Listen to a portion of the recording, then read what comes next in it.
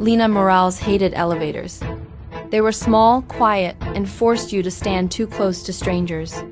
And today of all days, she was late, nervous, and clutching a paper cup of coffee that trembled in her hand.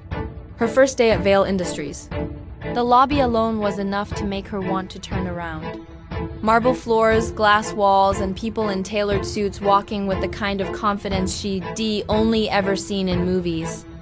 "You don't belong here," the voice in her head whispered. The elevator doors slid open with a soft chime. Lena stepped inside, pressing herself into the corner and staring at the glowing numbers above the door. 22nd floor. She exhaled slowly, trying to steady her shaking hands. Just as the doors were about to close, a hand slipped between them, forcing them back open. He stepped in. The air changed immediately. Tall, broad-shouldered, dressed in a charcoal suit that looked like it cost more than Lena's monthly rent. His dark hair was neatly styled, and his expression was calm but sharp, like he was constantly evaluating everything around him. Lena didn't need an introduction to know who he was. Adrian Vale, CEO, founder. The man whose name was printed in bold letters on the front of the building. Her heart dropped to her stomach. He stood beside her in silence, his presence filling the small space. Lena stared down at her coffee, willing the elevator to move faster. It didn't. The elevator jolted slightly as it began to rise.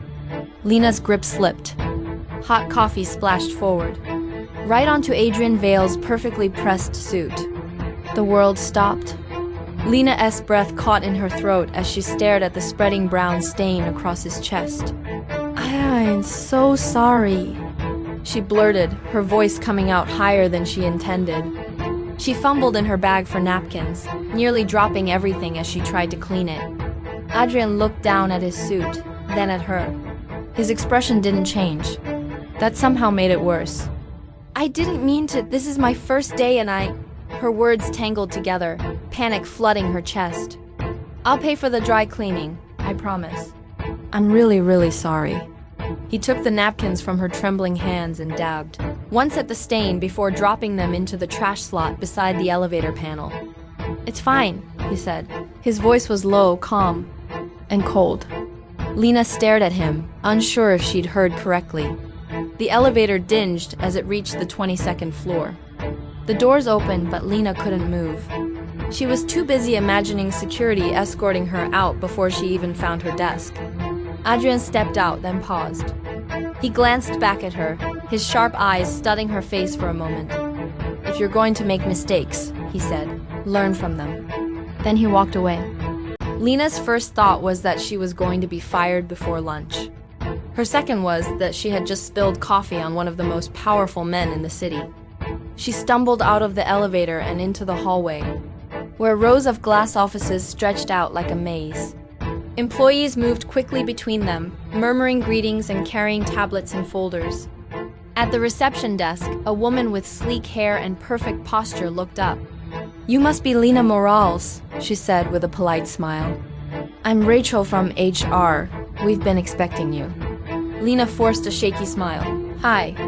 Rachel handed her a badge. "Let's get you settled."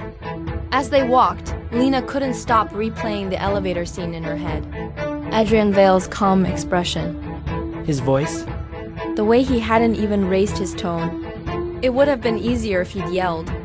They stopped at a small desk near a row of offices. It was modest compared to the rest of the floor, tucked slightly out of the main traffic path. "This will be your workspace," Rachel said. "You'll start by assisting the administrative team. Basic scheduling, document formatting, that sort of thing." Lena nodded quickly. "Okay." She sat down, placing her bag beside the chair. Her hands were still shaking as she powered on the computer.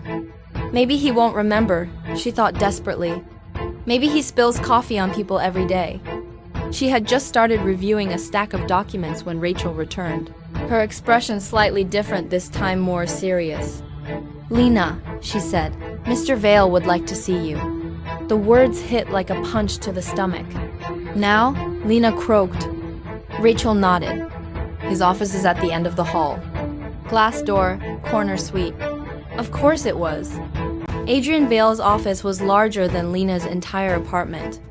Floor-to-ceiling windows overlooked the city skyline. The desk was sleek and spotless. And behind it stood Adrian himself, jacket removed, sleeves rolled up to his forearms. The coffee stain was still faintly visible on his shirt. Lena hovered in the doorway. "You wanted to see me, sir?" He gestured to the chair in front of his desk. "Sit." She sat, hands folded tightly in her lap. For a moment, he just looked at her. Not in a cruel way, more like he was studying a problem he hadn't quite solved yet. "You're Lena Morales," he said, glancing at a tablet. "Top of your class. Scholarship student. No prior corporate experience." She swallowed. "Yes. You corrected an error in one of the quarterly reports this morning," he continued. "A decimal misplacement. No one else caught it." Lena blinked. "I just thought it looked wrong." He set the tablet down. "I'm reassigning you."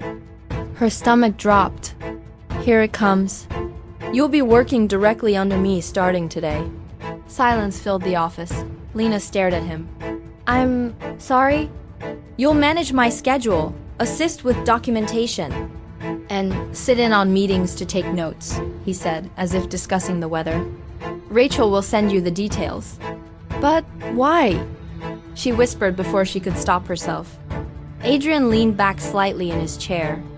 "Because," he said, "you see things others miss, and you don't waste time trying to impress me."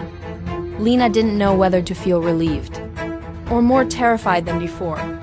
As she left his office, her legs felt weak. The door clicked shut behind her, sealing her into a reality she had never expected. She had come to Vale Industries hoping to survive unnoticed. Instead, she had just become the assistant to the most intimidating man in the building. And somehow that felt far more dangerous than being fired. To be continued? Subscribe for more.